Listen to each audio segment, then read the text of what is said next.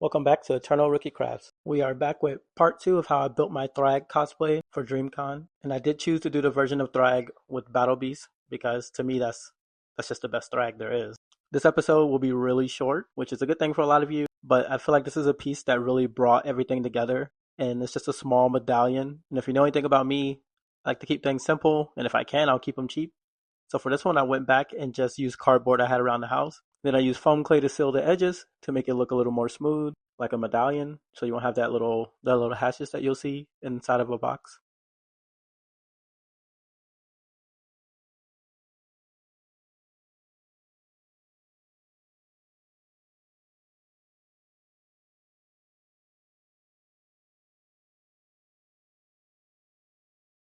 I traced the circle using actually the container for the foam clay in this case. I just needed something that was big enough to really stand out, but also round, and I could easily trace it because I have not used a protractor in a while.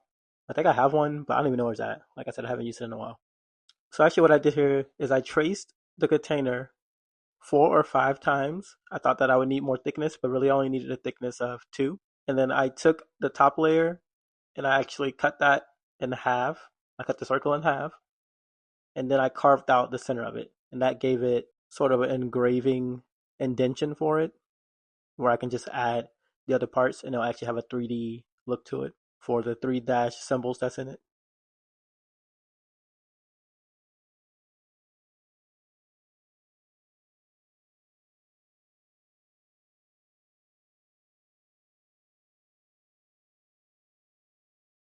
So you can see here that every single part of it is actually going to be made out of that cardboard. As far as measurements, if anyone really wants them, just comment. I'll drop them below. But like I said, I just traced it, so it's really not a set measurement.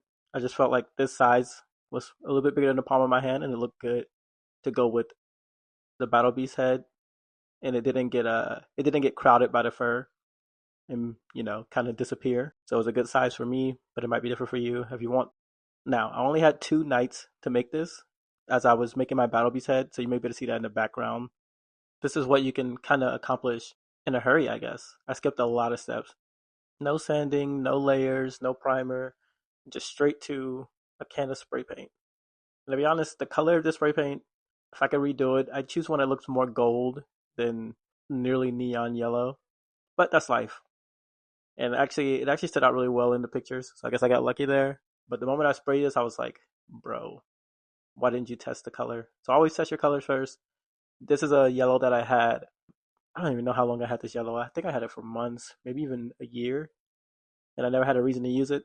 So I just figured I would just go ahead and use the spray paint. Probably the only additional step that was important that I didn't skip was the acrylic paint sealer. That really helps you not smear that paint onto everything else.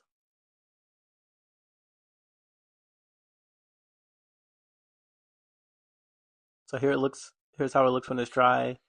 I didn't really get a video of me coloring in the 3 stripes into red, but you can see it here in this picture. And for that, I did use the acrylic paints rather than the spray paint. And then I sealed it all together with 3 layers of my acrylic paint sealer. If you haven't already, make sure you subscribe, like, comment, and share this video. Part 3 will be up next Tuesday. Thanks for joining.